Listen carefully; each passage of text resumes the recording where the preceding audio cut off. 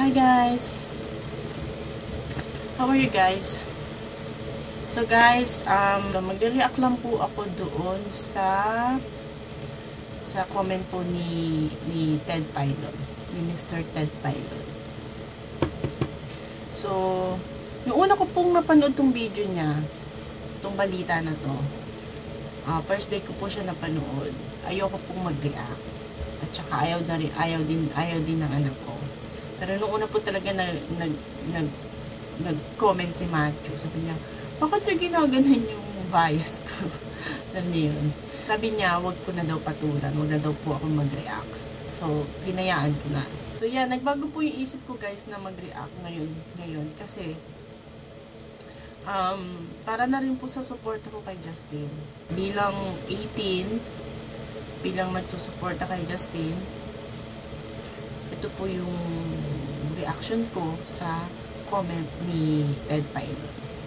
So, bago po yan guys, lalo po doon sa mga hindi po nakakapanood kung ano po yung comment ni Ted Filon doon sa balita na yon. So, i-play po muna natin. Number 1 sa trending list ng X, si SB19 member Justin sa kanyang first live solo performance. Oo, Pinoy yan. Ang pogi, di ba? Oh, cutie-cutie. Gusto kita makita ang ganyan ang kulay ng buhok. Ash grayish yan eh. Ash gray blonde, gano'n. Uso yan. Sige. Tama na. Pagtatakip. Eto na nga mga kapatid. Ang kanya pong performance sa ASAP natin ito ay trending. Tinanghal ni Justin ang una niyang solo single na Surreal. Pinuri naman ng mga 80 ng napakagandang boses ni Jack. Kwento ni Justin, inspirasyon niya sa awitin ay ang mga magagandang bagay. Yan, all original. Oo, all original yan. Yung kanta ka ako. Even si Justin, in fairness. Inspirasyon niya sa awitin ay mga magagandang... Inspirasyon niya mga Koreano. Kasama na din yon. Kasi nga, from K-pop, meron na tayong P-pop group, which is SB19. Ang inspirasyon niya nga po sa kanyang mga songs ay yung magagandang bagay lang na hango sa kanyang imahinasyon. Nitong nakaraang linggo lang ng i-release... Sana magkaroon ka ng grupo na hindi naman mangkataasan ng tangos ng isa. Eh, iba na ngayon, syempre. Para talagang original. Oo. Nitong nakaraang linggo lang, nang i-release ang Surreal para po sa solo debut ni Justin. Nilabas. Oo. All ano yan? At masyado pong offensive.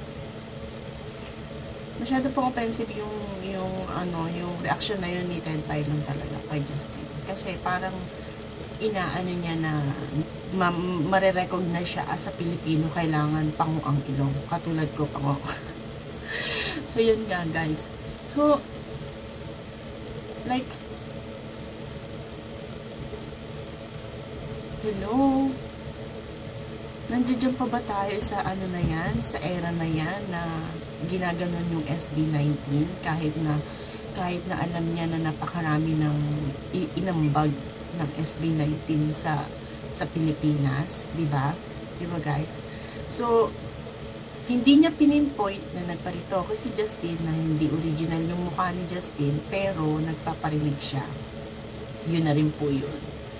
So, nagparinig siya, original ba yan? Ano ba yan? Alam mo yun? So, para po sa akin, yung pagkakasabi niya na original ba yan, hindi lang po para sa physical na anyo ni Justin, yung kini-question niya. Parang kini-question niya rin, para sa akin guys ha, opinion ko lang ha, na kini-question niya yung mismong originality ni Justin as a Pilipino. Diba? So guys, darating po yung panahon na puro na mix lahat. Aminin man natin yan o hindi. Tanggapin man natin yan o hindi. Sana po maging open-minded tayo. Na darating po yung panahon na magiging mix lahat. Dahil po sa alam mo yun, kung saan pumupunta yung mga tao, nagmamayan sa iba't ibang bansa. Kahit nga tayo, may dugo na tayong Kastila, may dugo tayong Japanese, may dugo tayong hindi na tayo talagang na Pilipino. Alam niyo yun? So sana maging open-minded tayo sa lahat.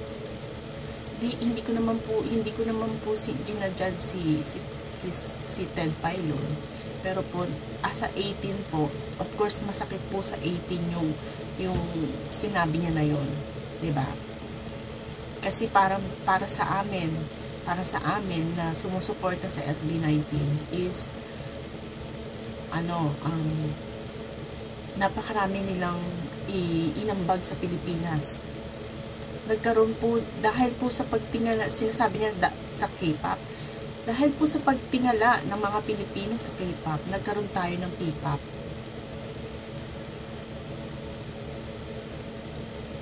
Diba guys? Marami nang sumuporta sa musika ng Pilipinas.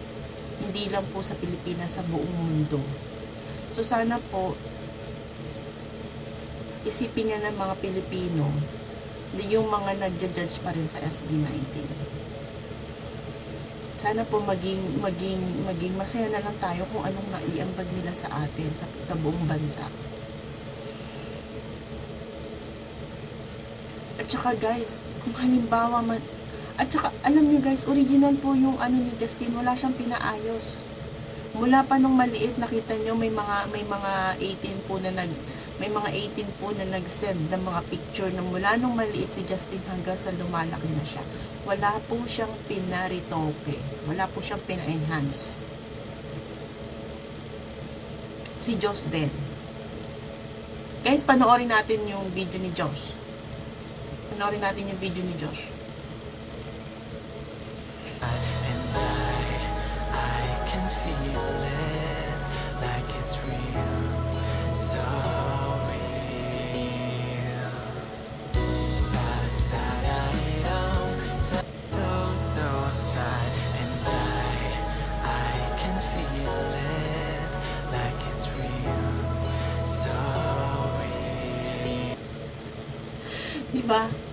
Diba guys? Tingnan nyo na lang yung ilong ni Josh. Pilipino si Josh. Diba? Real na real yung ilong ni Josh, guys. Si Ken, hindi rin siya nagpa-enhance. I think si Ken hindi rin nagpa-enhance. Kung halimbawa may nagpa-enhance sa SB, isa sa SB19, kung nagpa-enhance man isa sa kanila. Wala na tayo dun. Pera nila yun, guys. Diba? Mr. Ted Pailon, pera nila yun. Gusto nilang ma-improve yung sarili nilang confidence. Ako guys, pag uwi ko ng Pilipinas, magpapa-enhance ako. I don't care sa sasabihin ng ibang tao, diba? Diba? Kasi ganyan yung ibang mga Pilipino eh. Basta nagparito kayo na buo, nagparito kayo, hindi yan original. Ganyan, yung beauty niyan, hindi yan original. So what naman guys, hindi nyo naman pera yun, di ba?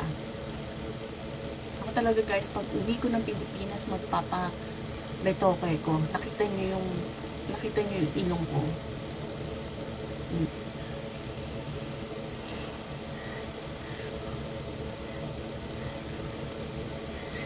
So sana po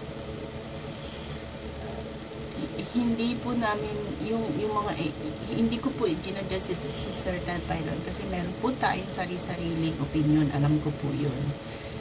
Katulad po ng mga kapatid ko noon, nung pasibot pa lang po yung SB19, inaamin ko sa inyo, pati mga kapatid ko, hindi sila haters, pero hindi sila sumusuporta sa SB19. Ayaw nila ng SB19. At alam kong ganun din si Ted Pailon. Ayaw niya ng SB19, kaya siya nagko-comment ng ganun.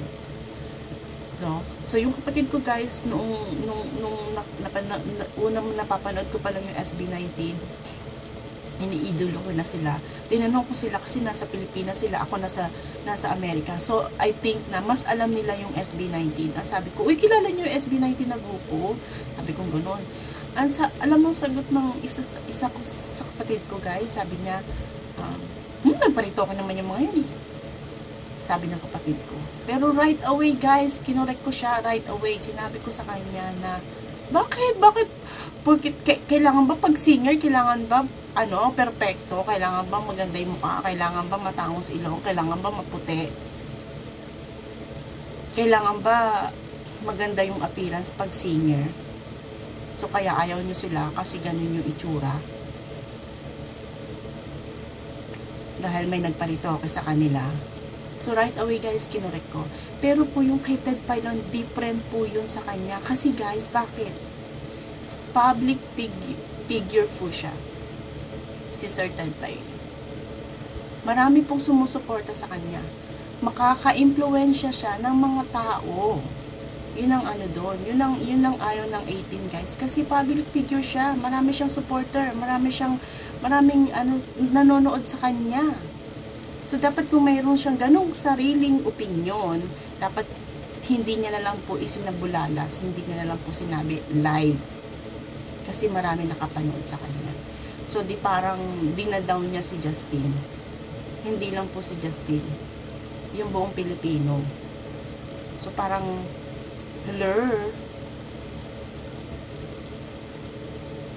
napakarami na pong naiambag ng SB19. Bakit kailangan niya mag-comment ng ganong comment? Kaya naghihimutok po yung mga 18, yung mga fans ni Justin. Pero po, sabi nga po ni Sir Ogie Diaz, salamat sa kanya kasi lalong dumami yung fans ng SB19. Diba guys? So yun nga guys.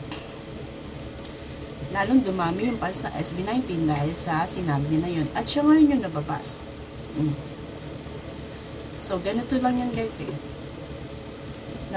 Binash niya si Justin. So, ngayon, binabash siya ng fans ng SB19. Balik-balik din. Ganyan po talaga pagka may ginawa ka. May sinabi ka, babalik din sa'yo. Yan po ang dapat natin. Kapulutang aral, Diyos. Nagmamarites ako. So yeah guys, yun lang, gusto ko lang pong ibulalas yung aking reaction about sa issue na yan na ngayon po guys is trending na trending. So meron pa nga pong nagpipetition na dapat daw mag-apologize si Ted Filon kay Justin. Which is, I don't think gagawin niya yan. I don't know, we don't know. Kasi, guys, yung ibang mga nagsalita noon sa SB19, yung ibang mga nag-comment noon sa SB19, ngayon, kinain nila yung sinabi nila, nag-sorry sila. Ewan natin to si Ted Filon, kung magsasorry siya. So, yun guys. Yun lang po yung reaction ko as a fan po ng SB19. Kaya,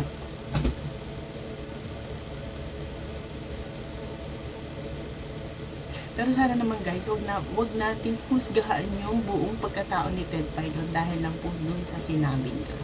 Okay? Kasi alam ko naman po yung ibang mga Pilipino, pag po may nasabi ka, may nagkamali. Kasi lahat naman po tayo nagkakamali eh. So, pag may nasabi ka, may pagkakamali ka, buong pagkatao na yung huhusgahan sa kanya. Buong yuyurakan. Ganun po minsan yung mga Pilipino. I know. So, dapat nating aminin yan. Pero, yung discrimination naman po, buong yan eh. Hindi lang naman po sa Pilipinas nangyayari yan sa buong mundo. Kasi nga meron tayong sarili-sariling opinion sa bawat isa.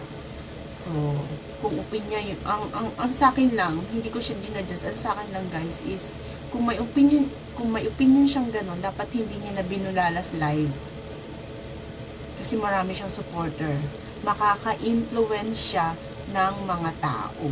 Nagit nyo ako guys. So, yung pagda-down niya na yung kay Justin, hindi naman na-down yung SB19, mas lalo pa silang itinaas. Mas lalo pa nadagdagan yung mga fans ng SB19. So, yun lang po guys. Sana po na gustuhan nyo tong reaction ko. So, I don't know kung magagalit sa akin si Macho kasi sabi niya, wag ko na daw patulan, wag na daw ako mag-react kasi it's not worth it. Pero guys, hindi ako mapakali. Ilang araw na gusto ko talagang mag-react. Kaya ngayon, ito pag napanood ni Macho, ewan ko lang. Nagalit din si Matt kasi syempre bias niya si Justin. Pero syempre masyadong mature yung anak ko, siya alam mo yun. Pero ako talaga guys, hindi. Kailangan ko magsalita. O sige guys, bye bye na. Thank you so much.